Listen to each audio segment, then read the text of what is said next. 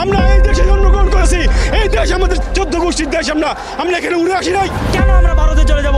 এই দেশ কি আমার না?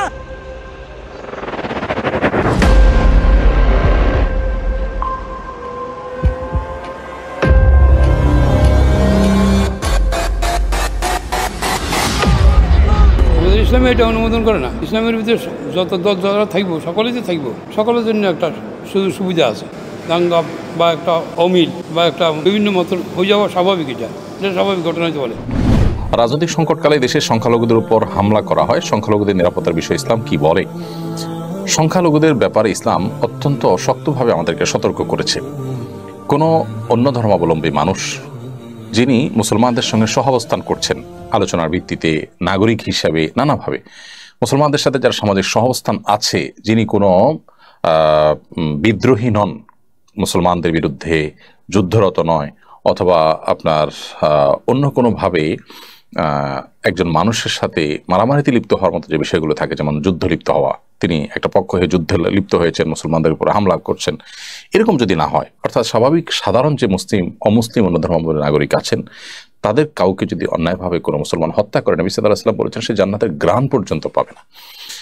তার মানে অন্য ধর্মাবলম্বীদের প্রতি আক্রমণ করা, হামলা করা, তাদের কষ্টের কারণ হওয়া, অন্যায়ভাবে তাদের প্রতি অবিচার করা সম্পূর্ণভাবে হারাম। আল্লাহ রাব্বুল আলামিন মানুষ তো বটে, অন্য ধর্মাবলম্বী তিনি তো মানুষ, দিন শেষে তিনি তো আমার মানুষ হিসাবে আমার ভাই, আদম আলাইহিস সালামের সন্তান হিসাবে আমরা ভাই। আল্লাহ তাআলা কোরআন কারীমে বলেছেন যে ওয়াজকুর আখা আদ, আদের যে ভাই তাদের কথা তোমরা স্মরণ করো। এখানে নবী সাল্লাল্লাহু আলাইহি ওয়াসাল্লাম, আল্লাহ নবী অস্বীকারী যে আদ জাতি, তারা যে নবীর হুদ আলাইহিস সালামের অস্বীকারী ছিল, তাদেরকে কিন্তু ভাই হিসাবে আদ জাতির ভাই বলেছেন আল্লাহ তাআলা হুদ আলাইহিস সালামকে। তার মানে অন্য ধর্মাবলম্বী হলেও মানুষ হিসাবে এক ধরনের ভ্রাতৃত্ব আমাদের মধ্যে আছে, যদিও ইমানি ভ্রাতৃত্ব ভিন্ন জিনিস। যাই হোক, তো এখানে অন্য ধর্মাবলম্বী মানুষ হলে তাদের প্রতি জুলুম তো পরের কথা, অন্যান্য প্রাণীর প্রতিও তো জুলুম করা যায় না ইসলামে। বিধায় সংখ্যালঘুরা যাতে মুসলমানদের কাছে নিরাপদে থাকে, তাতে ইসলামের সৌন্দর্য ফুটে ওঠে, এবং এটি মুসলমানদের ইমানি দায়িত্ব যে মুসলমানরা কারোর কষ্টের কারণ হবে না। অতএব রাজনৈতিক সংকটকালে অনেকে সুবিধা হাসিলের জন্য ইচ্ছাকৃতভাবে প্ল্যান মাফিক তাদের উপরে হামলা করে থাকে, সে ব্যাপারে তাদেরকেও সতর্ক থাকতে হবে, সজাগ থাকতে হবে। উদুরপিণ্ডি বুদুর ঘাড়ে যেন চাপানো না হয় সেটি খেয়াল রাখতে হবে। সেই সাথে আমাদেরও সর্বস্তরের মুসলমানদের দায়িত্বের মধ্যে পড়ে যে আমরা তাদের নিরাপত্তার বিষয়টিকে খুব গুরুত্বের সাথে দেখব, বিশেষ করে এই জাতীয় পরিস্থিতিতে নিজেরা প্রোয়েক্টিভ হয়ে যাতে কেউ কোনো অন্য ধর্মাবলম্বী মানুষের উপরে আক্রমণ করতে না পারে।